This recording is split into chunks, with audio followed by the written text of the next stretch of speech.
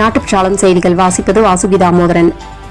நடிகர் அஜித் குமார் வாக்குச்சாவடிக்கு வந்து வாக்கு செலுத்திவிட்டு கிளம்பும் போது பத்திரிகை நிருபர்கள் சூழ்ந்தனர். தற்போதைக்கு ஆட்சி மாற்றம் தேவையா என கேள்வி எழுப்பினர். எனக்கும் குடும்பம், வயதுக்கு வந்த ஒரு பெண் பிள்ளை இருக்கிறது. அவர்கள் சமூகத்தில் பாதுகாப்பாக வாழ வேண்டும் என புன்னகைத்தபடி கூறிவிட்டு புறப்பட்டார். மேற்கு வங்க மாநிலத்தில் பாஜக வேட்பாளர் மீது மர்ம நபர்கள் தாக்குதல் நடத்தினர். வாக்குச்சாவடியில் வாக்களிக்க வரிசையாக நின்றிருந்த பொதுமக்களை கலவரக்காரர்கள் கம்புகளை கொண்டு அடித்து துரத்தினர்.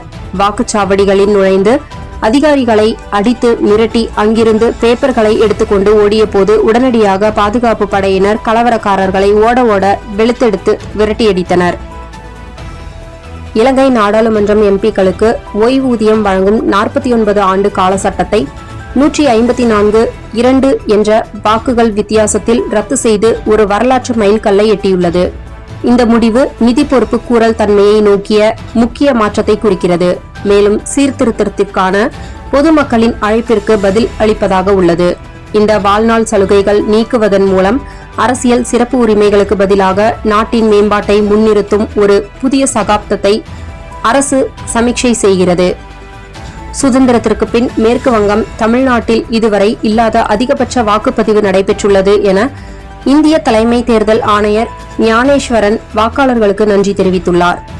கல்வி என்பது வியாபாரம் அல்ல, அது ஒரு சேவை. அசத்துகிறது சீனா. 1ஆம் வகுப்பு முதல் 9ஆம் வகுப்பு வரை 6 முதல் 15 வயது வரை கட்டாய கல்வி தனியார் பள்ளிகள் மற்றும் பயிற்சி மையங்கள் லாப நோக்கமற்ற அமைப்புகளாக மாற வேண்டும். கல்வி மூலம் ஈட்டப்படும் லாபத்தை தனியார் எடுத்துக்கொள்ள முடியாது. கல்வி என்பது பொது சொத்து. காசு சம்பாதிக்கும் தொழிலாக இருக்கக்கூடாது என்பதில் சீன அரசாங்கம் உறுதியாக உள்ளது என தகவல். இந்தியாவும் சீனாவும் பூமியின் நரக குழிகள். அமெரிக்காவில் வாழும் இந்தியர்களும் சீனர்களும் லேப்டாப் வைத்துள்ள குண்டர்கள்.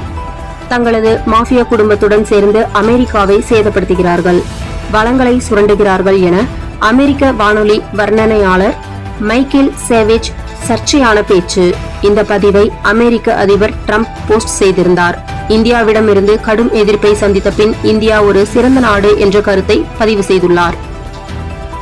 இந்த ஆண்டே வருகிறது E85 கச்சா எண்ணெய் இறக்குமதியை குறைக்கவும் சுற்றுச்சூழல் மாசை கட்டுப்படுத்தவும் 85% எத்தனால் 15% பெட்ரோல் கொண்ட E85 எரிபொருள் இந்த ஆண்டு இறுதிக்குள் பயன்பாட்டிற்கு கொண்டுவர மத்திய அரசு திட்டம். தற்போதைக்கு E85 கட்டாயமல்ல, மக்கள் தங்களுக்கு விருப்பமான எரிபொருளை தேர்ந்தெடுக்கலாம். E85 எரிபொருளால் இயங்கும் பிரத்யேக வாகனங்களை தயாரிக்க வாகன உற்பத்தியாளர்கள் தயாராக உள்ளனர் என மத்திய அரசு தரப்பில் தகவல். மாதம் தவறாமல் வெளிவரும் நாட்டுப்பற்றாளன் பத்திரிகையின் செய்தியாளராக பணிபுரிய விருப்பம் உள்ளவர்கள் கீழே உள்ள நிர்வாக அலைபேசி எண்களில் தொடர்பு கொள்ளலாம். 7947789115 மற்றொரு எண் 9944341033. நாட்டுப்பற்றாளன் யூடியூப் சேனலில் விளம்பரம் செய்து பயன்பெறுங்கள். நமது நாட்டுப்பற்றாளன் செய்திகளை அறிந்து கொள்ள யூடியூப் சேனலை சப்ஸ்கிரைப் செய்யுங்கள்.